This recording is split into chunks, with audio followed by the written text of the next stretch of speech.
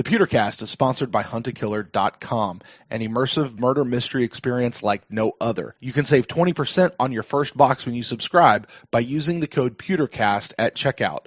And we'd like to thank HuntAKiller.com for their support of the show.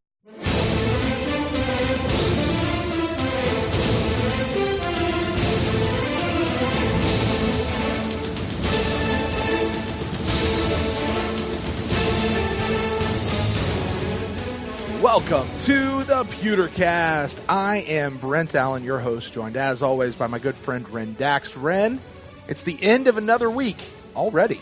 I know. I just stared at your face for 5 hours straight yesterday. It is true. It was a long night last night, for sure. We did 3 pods. We did. We were a guest. By the way, if you guys are listening to this, you want to go out and listen to it.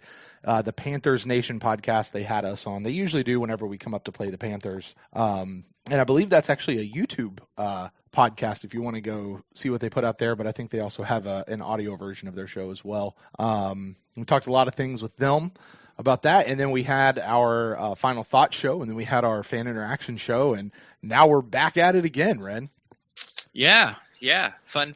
Yeah. The grind is real for these Thursday night games. My body's not recuperated yet. I can tell you that. Yeah, I just, I've been icing up, and I've got some cortisone shots, and, time to get out and play. If the NFL really cared about our safety, Ren. I know. If they really cared about our safety. I had to pack a bag all by myself, get to the airport, take a flight. It was rough. Man. Oh, man. No, it is real. It is real. Well, obviously, guys, this is a short week, and we are here. This is our typically, this is a show that comes out at the end of the week once all of the headlines have wrapped, all the practices are done, the final injury report's out, and there's nothing left to do but to play the game. We come out with this because in all our previous shows, we don't really talk much about what's happening in the world of the Bucs. So this is our chance to do that, but it's a short week, so it's condensed and we're here, and who knows what's going to happen over the course of the weekend, Ren? Probably not much, at least as far as Buccaneers stuff goes. So we'll see when we get to that, but for right now, it's Buc in the News, and the way this show works, what we do is we go through all the stuff that's really been surrounding the Buccaneers, which hasn't really been a ton, but there's been a bit to talk about. So we'll definitely get into it. We'll start by talking about the transactions and what has happened around the team as far as the roster is concerned. Then we'll take a look at some of the headlines that have come out this week. We'll take a look at the final injury report as we turn towards looking at this Panthers game. And we'll make our big predictions on who won't be playing as we try to see what roster will actually be taking shape that they'll be putting out on the field. So, Ren, with that, let's go ahead and not delay anymore and talk about our transactions. We had 4 major, really big transactions that occurred, and they all big. Yeah, they really were. We briefly touched on it yesterday when we were talking with Mark Cook, but the Buccaneers waived offensive lineman Caleb Benenoch and brought in Josh Wells, who's a tackle out of Jacksonville, I believe, fifth-year tackle. I think I don't. What do you know about Josh Wells? You probably know more than I do. No, not really. Oh, okay. He played for Jacksonville. He's been in the league 5 years. I don't know how many starts he has with Jacksonville. What I do know is that he has not sent out a tweet since Christmas Day 2017. So I will not be following him on Twitter. He's not an active tweeter, huh? No. But does he snap the chat? I don't know. No? Okay. All right. Well, I don't really snap the chat. Yeah. I can't figure out the app. I really can't. Like I'm old enough that I can't figure out Snapchat. Yeah, I just don't care enough to try to figure that out. So, but I mean, so Josh Wells, let's talk. I mean, obviously, I don't think there's too many people under the sound of our voice that would ask why we got rid of Caleb Benenoch. Yeah. My only question is, and I don't know that you and I would have anywhere near the kind of information to say this, they obviously didn't just get rid of Caleb Benenoch. It's not like Caleb Benenoch came in and performed poorly in the game. He didn't get in the game, right? He's only had practice in preseason and those things, and they felt like they had a better option, that Josh Wells was an upgrade over Caleb Benenoch, and so they went and signed Wells to replace Benenoch. Didn't seem like it was it wasn't a punitive thing out of poor performance. I think they just felt like they found a better backup. Well, I mean, you can't make the argument it was poor performance because of what, he couldn't do in the preseason at practice, right. But yeah, I mean, Bruce Arians said it, like, those last guys, like, don't get comfortable. And he talked about the offensive line many a times. We're always looking for guys. We're always looking for guys. I mean, since the initial 53, both backup tackles are gone. It's true. You know, that is true.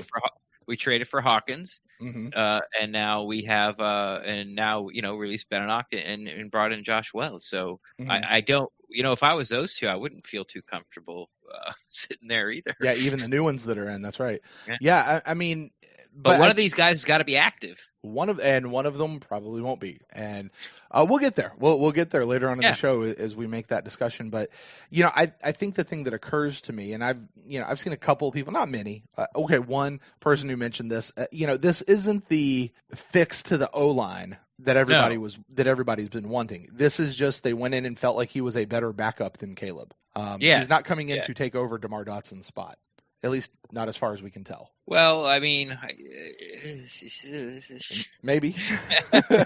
Maybe. Right. I mean, right. We're good with Caleb. We're good with Caleb as a backup, but we got to replace Dotson. We're not good with that. So, I mean, that was something I've talked about. I sort of pseudo predicted like, hey, like last week, I predicted that Benenoch would be active, but like, look out, you're probably not going to be on this roster too long. And it happened a few days later. But, I've also talked about during this offseason that not having someone pushing a 34-year-old tackle that, when you watch him, it's not good. It hasn't been good. The Cleveland game was terrible. We didn't really have a great game. It wasn't as terrible. Like setting the bar so low in the Cleveland game, it's not – he played better in the Frisco game, but that's not really saying a lot. He still didn't play well overall, at least in my opinion. So, bringing somebody in that can challenge for that spot, like I wouldn't be surprised if Dot gets demoted sometime during this year. Is it these two guys? I can't tell you that. But I do think the Bucs are looking to upgrade that right tackle spot. And, if they do it this year, that's non-injury, it's probably going to have to come through like a bigger trade. And, if the Bucs are in around the trade deadline, then, Jason Knight might pull the trigger. Right. I mean, I'm just kind of looking at some stuff about Wells right now. I mean, it looks like he started for a handful of games, but wound up going on injured reserve twice last year, and the last one due to a concussion. So, it looks like they were trying to get him in to the starting lineup there in Jacksonville. It just didn't work out for him. So, I mean, who knows? I think that's more of a wait and see what they actually do. But Caleb Benenoch is no longer here. So long, Caleb. But the other big news. Go ahead. Have you seen any pushback about, Light having a bad draft because Caleb's not there anymore, like type of deal? I saw, yes. Was it Greg Allman? I don't know. It was Greg. It was one of the media guys that basically were like, hey, here's an updated look at Jason Light's 2016 draft. And it was like Vernon Hargraves had a pick 6 in this last game. And then everybody else on the 2016 draft, like not here anymore, not even in the league, not here anymore. Just released. Yeah, I think Ryan Smith. We got Ryan Smith. Oh yeah, he's on suspension. Yeah, yeah, he's suspended. Yeah, that was one of them. So, I mean, it's not a. If you just look at it as a scorecard like that, you look at it now, it's a bad draft. But the point I was getting to is that now, having had Jason Light there and be able to build up this roster through the draft and free agency. And don't get me wrong, he's had his swings and misses in the draft and in free agency, but sure. He keeps trying to fix it. I mean, the amount of safeties we have brought in since he's been here has sort of been crazy. Right. The amount of, defensive linemen, mostly through free agency, has been a lot. He keeps trying to fix it. But it was something I alluded to in the preseason, when we were going down to the 53, like we are starting to cut guys that we drafted, and it's not necessarily, don't see it if a guy was drafted, we cut him and you think that as a bad thing. You don't necessarily think that. It's because, these guys are day 3 players for a reason. If you don't have a specific skill set like a kicker or a return guy, or, you have track speed, I think it's a good thing that these guys can't make the team. Right. Yeah.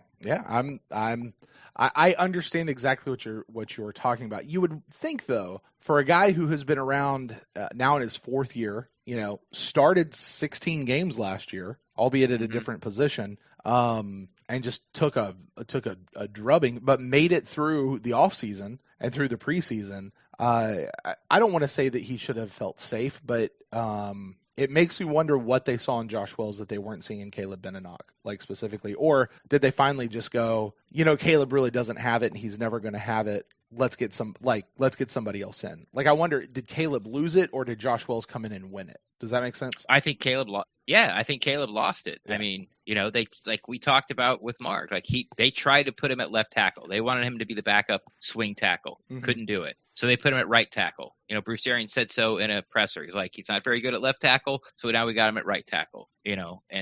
But you can't, as a swing tackle, the back of the first guy off the bench, you got to play both. You have to. Right. So now, do we know, or do the Bucs know, that Hawkins and or Josh Wells can do this? No, they hope so. They've seen the film. They think they can do it. They think they know what they have.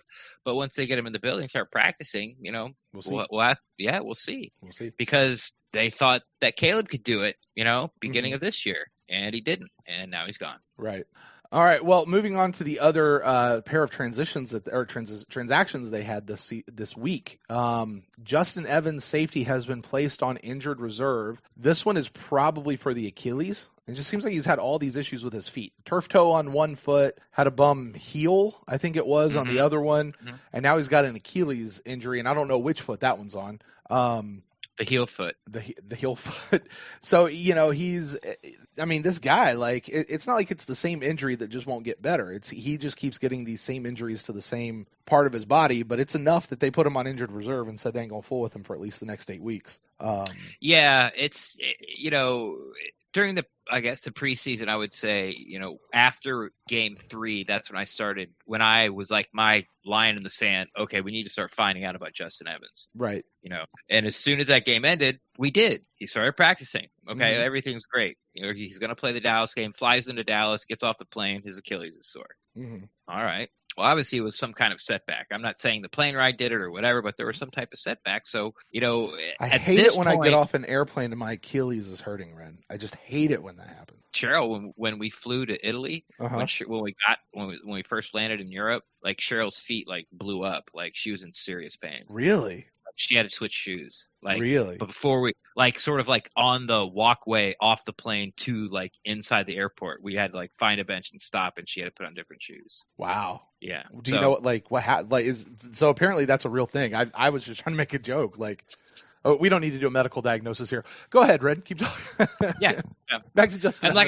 And I still don't even know if that's why, right. It was the plane ride. It just happened to be he was fine. He gets off the plane. He's not. Right. But now as a fan, you start to worry, is this like a degenerative thing? Yeah. Is this something that, might not, like he might never be able to come back from this, or he'll come back and play like 3 or 4 games and then he gets put back on IR again because his feet flare up again. It's been long enough where someone his age should be able to bounce back and be healthy from, a boo-boo on the toe and a sore heel. There's no broken bones. It's not shattered. He doesn't have any pins. He didn't have to reconstruct anything. It's just so, as a fan, that's kind of where I am as worried about Justin Evans. And it's a little heartbreaking. I'm not giving up on him. I'm not saying he's done. I just would have liked to see him, by now in this Todd Bowles defense and playing on Sundays. And, we won't for the next bunch of weeks. And I think it's very much who knows what happens after that. But to balance that out. Who comes back first, JPP or Justin Evans? JPP. Okay.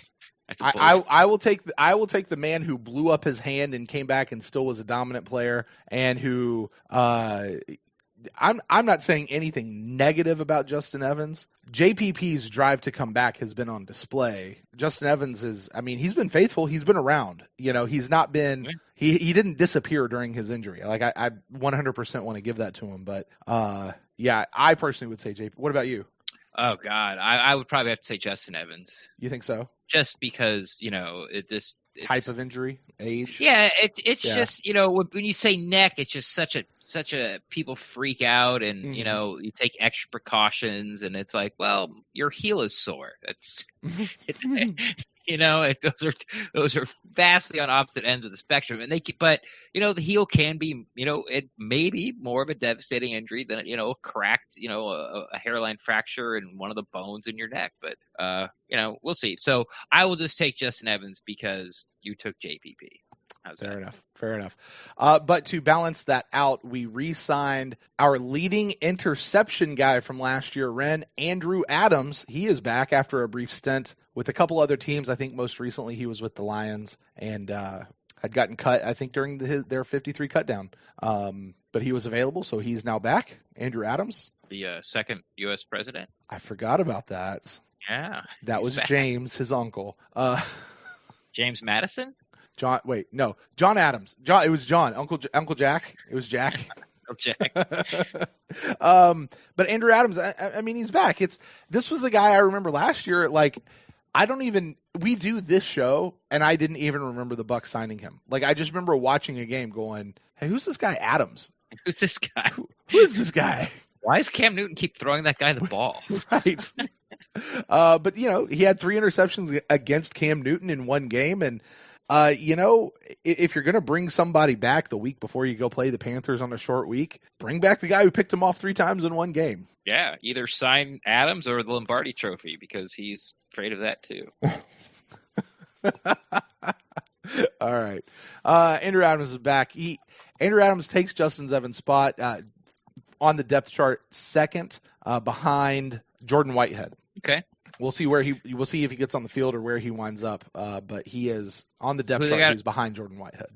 When's this depth chart? When was this put out?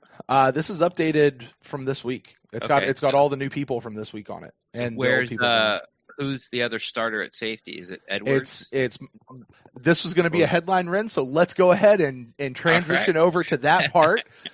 Really wasn't a lot of headlines. I'm making one up. This is not a headline. It's just something that I noticed out there that I wanted to talk about.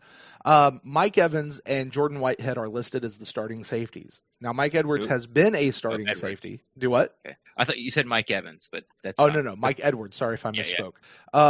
Mike Edwards. Now, he's been listed as that, but I think it's kind of been generally thought, yeah, he's the starting safety till Justin gets back.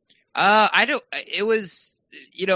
didn't know. I really didn't know. Yeah. I thought one of those two, Whitehead or Edwards, was, sort of holding the spot till Justin gets back. Mm-hmm. But, I mean, Edwards only played like 4 plays last week. Right. And it was Darian Stewart. Now, that might be one of those things that we talked about way back in the preseason because, as you saw, Dale Buchanan barely played. Right. But against the Panthers offense, he might be in there like 70%, 60% of the plays. So I don't know if they're going with Darian Stewart because Edwards has been hurt and hasn't quite caught up to where they want him to be able to be on the field all the time. Right. Or they like Stewart better overall. So that's, but if Edwards is I was going to say for either one of those situations, the depth chart has listed Darian Stewart as backing up Mike Edwards. Right. Like right. But that sure didn't work out last week. No, it doesn't. Now I don't know when they list the 2 starting safeties as Mike Edwards and Jordan Whitehead, and then the 2 backup safeties as Darren Stewart and now Andrew Adams. If who they have them listed next to matters at all. Like, could you flip flop? Because they don't detail like free safety and strong safety. They don't have that kind of detail. So I don't know if one Darian Stewart's supposed to back up Mike Edwards. I don't know if that matters at all. I don't think so. But Darian Stewart is listed as a second string safety. So for whatever reason he would have gotten in so much over Mike Edwards, barring an injury, certainly should make you scratch your head, I think, a little bit. But we know it wasn't for his tackling ability. Well, there you go. But we do. Mike Edwards is now he is listed as the starting safety here going into week 2. I'm excited to see that. I am excited to see that as well. Isn't Mike Edwards? Wasn't that president too? Andrew Mike Edwards? No. John Quincy Edwards. John. We had John Edward Quincy Adams. we had Michael Dukakis once, but he didn't actually make the presidency. He lost. So I'm trying to rack my head. I don't think we've had a Mike as a president at all. Mike, Michael, Michelle, whatever. I don't think we've had one. Mitchell? Yeah, no. No Trubisky's in the White House? No. All right, let's move on. Let's hear. So, safety, I'm excited. I want to see this Mike Edwards. Yes. The 3rd president of the United States. Right. Here's my question, though. Like, are we okay letting him be a rookie out there? Like, first off, who's we, and what do you mean? Well, I don't understand the question. No, so so we have a guy like Darian Stewart, Andrew Adams, who've been in the league for a little bit, right? They've got a little bit more experience, presumably. Okay, and I say that word in all capital letters. Presumably, they could or should or are better than Mike Edwards is week 2 of his rookie year. But we believe in Mike. But let's say we believe in Mike Edwards, and I mean the coaching staff. Maybe even us as Bucs fans, although that doesn't really matter with who gets on the field. No. They believe in Mike Edwards and what he can develop into, so they want to let him get out there. Like, he's listed as number 1 on the depth chart. Is this something we need to pay much attention to, or is it really, no, just put the best 2 guys out on the field. Who cares about the quote-unquote development of the other guy? Well, we will see. I mean, Mike Edwards, if Mike Edwards doesn't start, he's going to get reps. If he does start and he starts to falter, it's nice to have a Darian Stewart there. Mm-hmm. I honestly think, and I know it's jumping ahead of it a bit, but I don't think Mr. President is going to make the active. He just hasn't been here long enough. If it was the same defense as last year, mm-hmm. Mike Smith was still here, or even Duffner, running the like, I could see that. Right. Put him active, but he's like, with a short week, I don't even know if he even had a practice. It's true. Yeah. The playbook, the playbook doesn't even have a crease in the spine yet. So, expect a 3-man rotation there. But I'm excited to see Edwards, so I wouldn't mind seeing him out there from the get-go. Mm-hmm. But, if he starts to falter, there's Stewart, and the coaches will see it before we do, and maybe we'll look up and Stewart will be – all will be revealed when Greg Allman tweets out the snap counts. There you go. On Friday morning. There you go. All right. As far as other headlines, there really wasn't much going around. There was one headline that I really liked, not because the article was terrific. I just really liked the headline.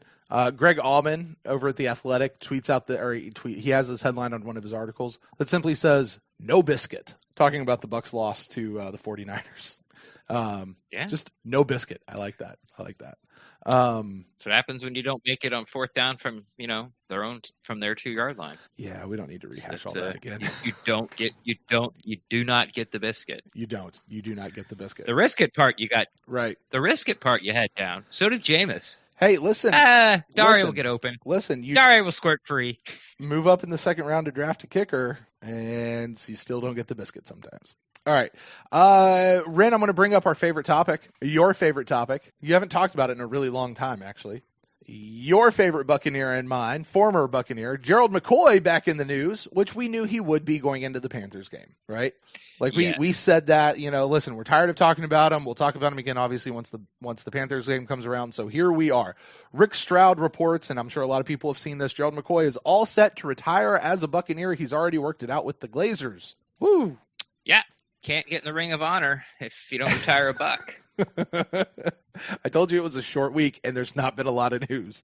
But actually, I found this. This was tweeted out by one of the Carolina media guys talking about Gerald McCoy. Yeah. It was a great picture, Ren. You would have loved it. It was Gerald standing in front of his locker with a lot of media guys around him, and he had his finger up in the air. I mean, it was a classic. You would have eaten this picture up.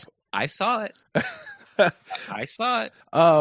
But there was one little line kind of towards the end where he says Gerald McCoy says he is not going to put anything extra into this game. Like Quan came back, he's playing his former team, he's in Raymond James. We all know Quan. He seemed like he was a little more amped up, a little hyped up. It's his former team. He wanted to go out and do some. Gerald McCoy says, nah, he's good.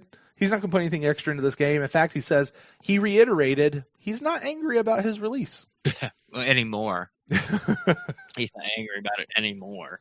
I mean, that's just classic Gerald McCoy, though. First off, we all know he's lying. We all know everybody's lying when they say that. But if you say that and you have a poor game, then they can't come back at you and go, oh, that was your best effort? Like, that's the best you had? Like, right. That was the game you were going to give it all out of all the 16? That was the one, and that's what happened? Mm-hmm. So if you don't say it, you can't throw it back in the person's face, or he get those uncomfortable questions, so Gerald, what happened out there? You said earlier in the week that you're really going to get after it. You had something to show these guys. But now if he says that and he goes and he shows them, he's like, oh, yeah, that's just the way I play. That's typical Gerald McCoy. Like, if he gets 3 sacks, he'll be like, oh, yeah, I can do that every week if you give him more snaps. Mm-hmm. Yeah, I mean, the only thing I was thinking was great. So he's going to give us 1 tackle this week. Awesome. Yes. Like, great. Don't put anything extra into it. Keep doing what you do. Fine, I guess. Whatever. All right, man. One other headline, one other thing to talk about, because I'm done with Gerald McCoy. In his cover 3 this week at pewterreport.com, Trevor Sikkema did a specific, and I'm so glad he did this because I was looking to do it myself, and he did the work for me, so now I don't have to. Thank you, Trevor. He did a breakdown of the offensive line during the 49ers game. And you had mentioned like you thought the offensive line played well. I thought they did okay. They certainly didn't do as bad as they appeared to do against Cleveland. Right. Or did against Cleveland, and I was kind of curious how they actually performed over the course of the whole deal. I know, Ren, you haven't had a chance to read that yet. I would recommend people go look at it. Actually, he's kind of funny throughout the course of the article, but his conclusion after watching it was simply that, and sorry, Trevor, I'm going to give the whole thing away, was run blocking was actually pretty good. Pass protection was not as good, but it wasn't absolutely dismal either. That was kind of his conclusion as he came down to the end of it, which I found kind of weird because isn't that flip-flopped from what we've had the last couple of years? Like they've been really good in pass protection, but run blocking was horrible. That's hard to say. It might, I guess you could say that, but you could also, I think it'd be fair to say that run blocking was horrible and the pass protection wasn't as bad. Okay. If you had to pick out of the two, it's not like Jameis didn't have to, always had this great clean pocket, could always step up, and it was a rarity that someone got loose and he had to, make somebody miss a la Nick Bosa twice, but that happened every game, and it happened pretty much every drive. And, a couple times a drive, he would have to make somebody miss or roll out or get away for pressure or do something. So, but as bad as it was, you looked at that and you look at his completions and his yards and Fitzpatrick's completions and their yards and, top 10 offense, top 5 passing offense. And you go, well, I guess the pass blocking has to be adequate or you can't throw from your back. Right. But it's so, although we did see Jameis try to do that once.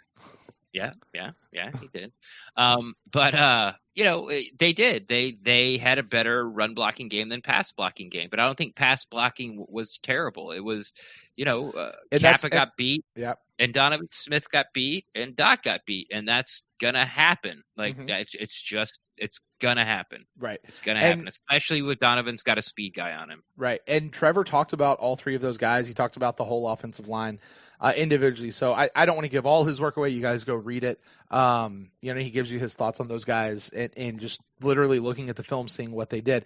I do want to address Kappa because we talked about this yesterday in our, one of the 3 shows we did, Ren. I don't remember which one it was at this point, to be honest with you. But, we talked about the idea of Kappa, like him coming out. He looked better than he did in the Browns game, but he still looked like a rookie, and that was really his conclusion on Kappa. He's like, listen, Kappa held his own. Kappa did okay, but the missteps that he had looked like it was just because of inexperience. And you give this guy more playing time, you give him whatever. These are the things he learns through playing. So it's not the end of, for anybody who thinks, oh, we've got to get rid of Kappa, he's no good based off of what you saw to the Cleveland game and then this one game. That's not where we are. Like Kappa's actually, he's fine for where he is. And I think, Ren, you brought it up that Harold Goodwin and Bruce Arians, they schemed to give Kappa the extra help that he needed. And when they did, things actually were fairly successful. And Kappa will just learn this as he goes. He wasn't outplayed, I guess. Right. I guess it's not that he doesn't have the physical abilities and he was just overwhelmed. He was just sort of out schemed and out thought. And the more he goes up against guys and see these things and understands what, defensive lines are trying to do when they attack his position, he has the skills, the strength, the size, the speed, the athleticism to, if he figures it out, he'll be able to deal with it. So, it was pretty much just kind of par exactly what I expected. Right. He didn't come out like Quentin Nelson, but he's not Caleb Benenoch either. There you go. All right, Ren. Well, like I said, man, there wasn't a lot of the news this week, so that's kind of it as far as the headlines go. Who knows what we'll get on the backside of the game, but that's what we have for this week. So let's move on as we now really start to look towards this Panthers game, Ren. Looking at the injury report and who's actually going to be flying out there, we'll start with Carolina Panthers first. Bruce Irvin is out with a hamstring injury. I believe this is the Bruce Irvin that we had signed a few years ago. I think it was under Lovey that Quan came in and replaced him in his rookie year. But yeah, so he'll be out. He's linebacker. Okay. He's out. The other guys are questionable. Greg Olsen is listed as questionable, although he did fully participate today in today's practice. Rashawn Golden, I don't even know who this guy is. He's questionable. Greg Little, again, he was listed at full participation with a concussion injury. Looks like he'll probably be coming off that. I don't know who he is. They did have Christian McCaffrey on the injury report. Would you care to guess what his injury was? They gave him a day of rest. Rest. Yeah, his injury was rest. So, but when you put up 47 every offensive snap, right? Yeah, take a break. Offensive snap, and we gave you the ball every time we snapped it. You're gonna need an extra day. Yeah, you earned 47 points in fantasy this week. Take a break. You'll be all right. Take a break. We're playing again Thursday. Right. So Panthers are coming into this game fairly healthy. Actually, the Buccaneers are also coming into this game fairly healthy. Blaine Gabbert is out still with his left shoulder injury.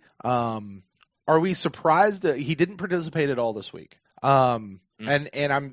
didn't break anything. Do you remember what that actual injury was to his shoulder? And why? I guess I'm fishing for why isn't he on IR? Because he'll be back before week 8. Is that it? Okay. Do you remember what it was? I just don't remember because it's been.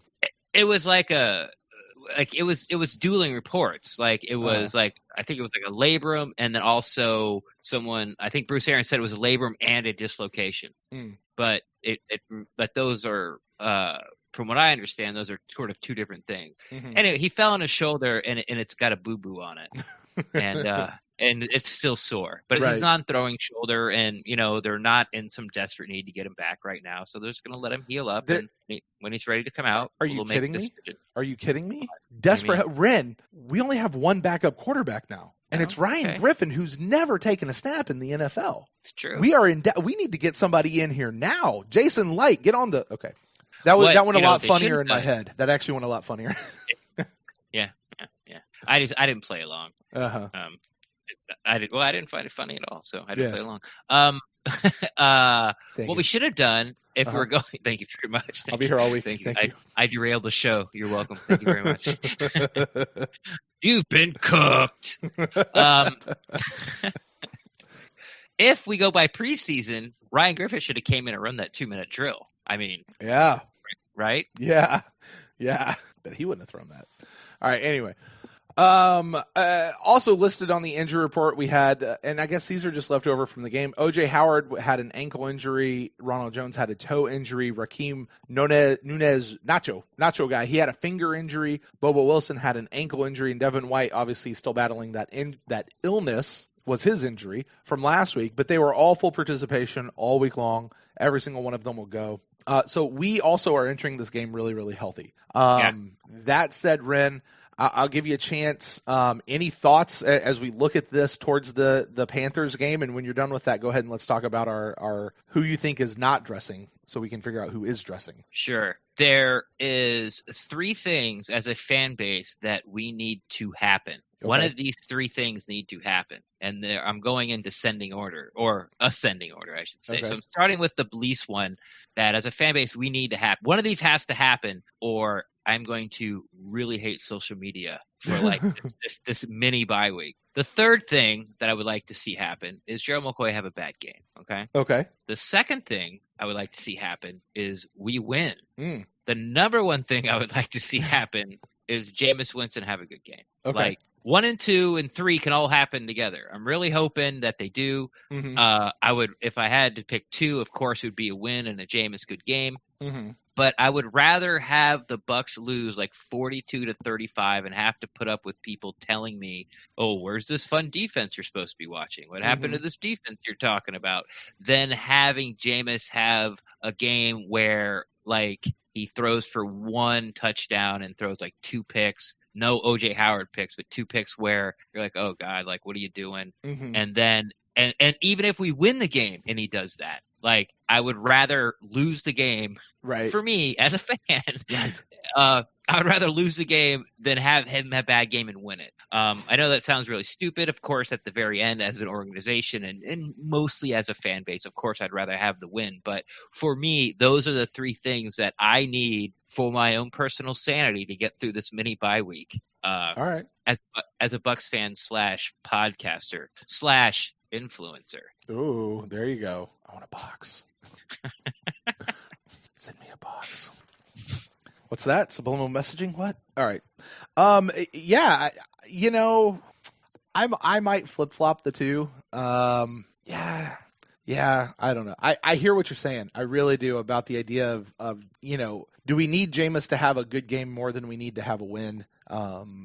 Just for fan psyche. Yeah, I get that. I really do. And I don't think you're necessarily wrong. I think I would personally switch those two in order of priority.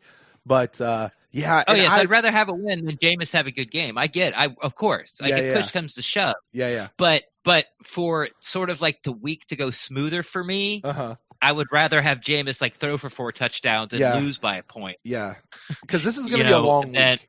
Yeah, especially if we lose, and especially if Jameis looks crappy, and especially if Gerald McCoy has a good game. Oh my! It's going to be a very long week. Well, I think I can guarantee you.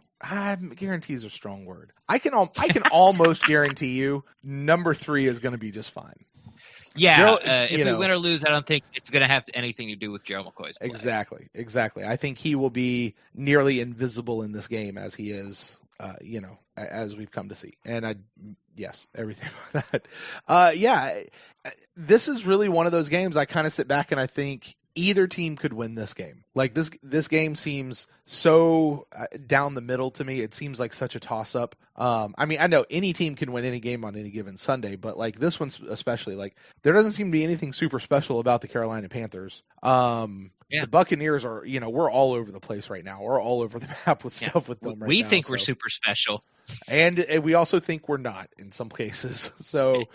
it's what are we going to get? I just don't know, but I do think it's a winnable game, and it'll be it'll be a tough game, but it'll be a winnable game for sure. So I'm definitely looking forward to watching it, and I really hope that we win because we just got to get the taste of this last game out of our mouths. We really do. Yeah, I'm just waiting for kickoff. Like, I just need it to. I just really just need it to start. Yes.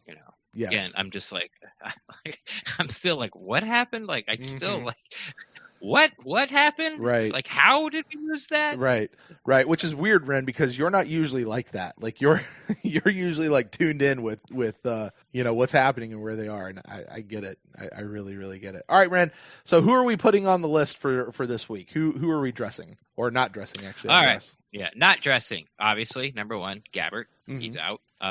As I alluded to earlier, Double A, the second president of the United States. Okay, so I want to talk about that. So you think we're running with 3 safeties? And like, is it one of these like the Deion Buchanan guy is going to drop back maybe a little bit more, or? I don't know. I'm just sitting him out because he just doesn't have enough time to know what he's doing out on the field and to be a liability more than he wouldn't. Mm-hmm. We only dressed 3 safeties last week. Because Justin Evans wasn't on IR and he was out. Right, so right, with injury. We only played 3 safeties. Yeah, and Edwards played like 4 plays. So we really played 2. Yeah, so I'm not really worried about the rotation. And again, I talked, how Buchanan barely played at all too. So I'm not really worried about that or what they're going to do. They've got it in their heads, and I'm just saying that if they play next week and they play the Panthers and they thought, Adams was a guy that could help them, maybe it would change, but he just doesn't know enough yet. Sure. He just doesn't. Then I got, of course, the 2 linemen. I went with Zach Bailey, keeping Watford. And just because he's been here about 5 days longer, I took Hawkins over Wells, so I'm sitting Josh Wells. Okay. And so that leaves me with Tanner Hudson. Right. Scooty Miller. Yep. And Damone Harris. Damone Harris again. Yep. All right. Did he sit last week? He did. Okay. Because and I'll just point this out. I went 7 for 7 on the inactives last week. I'm positive. I came out and they had the graphic on the jumbotron when I walked out into the stadium, and I looked and I went check. Nailed it. And the guy that I was with was like, "What?" I was like, "I correctly predicted all the inactives," and he gave me the Wow. So, yeah. I was like, I know, but it's a thing. It's a thing. It's a thing. It's I'm surprised I didn't get a tweet. I was going to, but I had stuff in my hands and then I forgot and whatever. So, yeah, I'm with you. I'm with you all the way down the line, except for Damone Harris. I'm going to make a switch on that one. All right. But I 100% agree with you on that.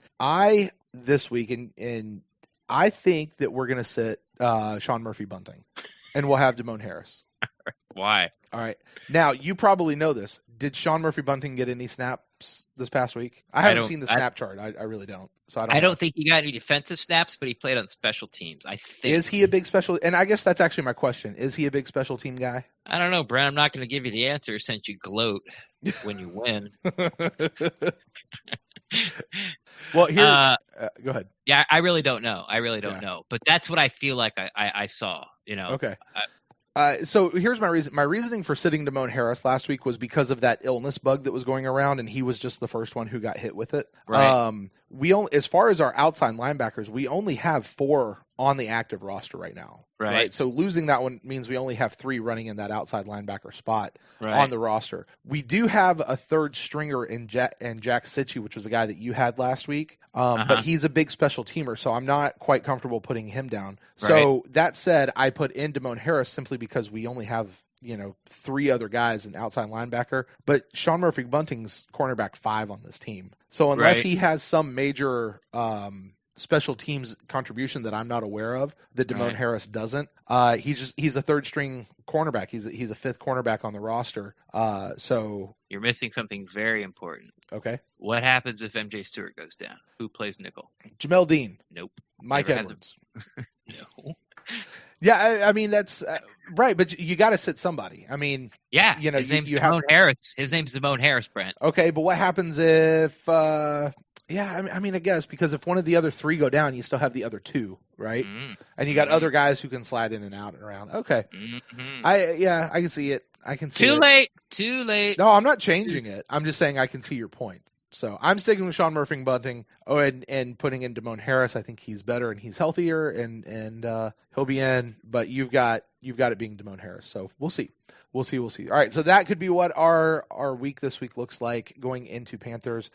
And Ren, that's going to do it for us. That's our show here for Buc in the News. Wasn't a whole lot of news, but certainly we were able to do this. Guys, make sure you join us as you guys are listening to us later on today. Most of you out there will be listening to us with that after the game tonight, after the Carolina Panthers game. We will be going live, youtube.com. Ren, this is podcasting every night of the week, buddy. Yeah. This week it is. We're going live on Instant Cast. There will be phone lines that will be open, provided all the technology still works, which it did last time I checked. So no problems there. So phone lines will be open. Chat room will be open. You guys join us. We'll talk about the game. We'll be giving all of our instant thoughts and instant reactions. And it'll either be a celebration or it'll be a therapy session, as our friend Javier likes to say. So you guys make sure you join us there. And then, of course, we'll be back into our regular schedule next week as the Buccaneers get back into the swing of everything. So, Ren, with that, why don't you tell the folks out there where they can find you on the internet?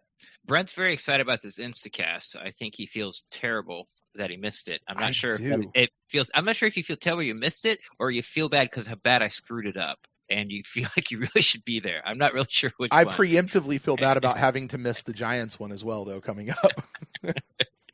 I've actually got a guest lined up, so nice. I won't have to go solo if that's what does end up happening. Anyway, so tune in to the Instacast. It'll be oodles much more better. We get to hear from you guys, call in, and it'll be a lot more fun. But to find me, best place is always on Twitter at Rendax, REN_DAXT. I'm always down to talk Buccaneers football, but if you don't want to put, your opinion or your slanderous comment about Gerald McCoy out there in the Twitter sphere, you're welcome to DM me and we'll talk Buccaneers football with you there as well too. It just occurs to me, Ren, for as long as you've been encouraging people to DM you about things, I got to imagine your DMs list. Like that would be a fun thing to check out one day. It's not that you'll let me, but well, I don't care. Like I have no secrets. Like, I don't do anything wrong. Right. Like, I'm not hiding. Like, I have nothing to hide. Like, I don't have any, like, skeletons in my closet anymore that, most anymore. Yeah. I just, I don't do things that I have to make skeletons anymore. All right. You know how, the guys at Peter Report, you hear them on their podcast every once in a while, sort of like, you should check out my phone, all the stuff that gets texted to me that I can't talk about. You hear that every once in a while? Yeah, mine's like that, but not. I mean, there's some funny things in there, and there's some people that are calling other people out, or like, I can't stand that person, or even people like me, like, I can't stand you. But yeah, there's no like, hey, look for the next couple days, Caleb Benenoch being cut, and then a couple days later he is. There's none of that. Right. I know. But what you're saying though is you don't get the phone call from the anonymous Buc employee telling you how you were wrong about something you did or said or something like that. You don't get that one either, huh? Yeah, I don't. Yeah, where they were mad at you. They were just mad at you. They were mad at you. But I can't tell you who they are. But it was a Buc employee.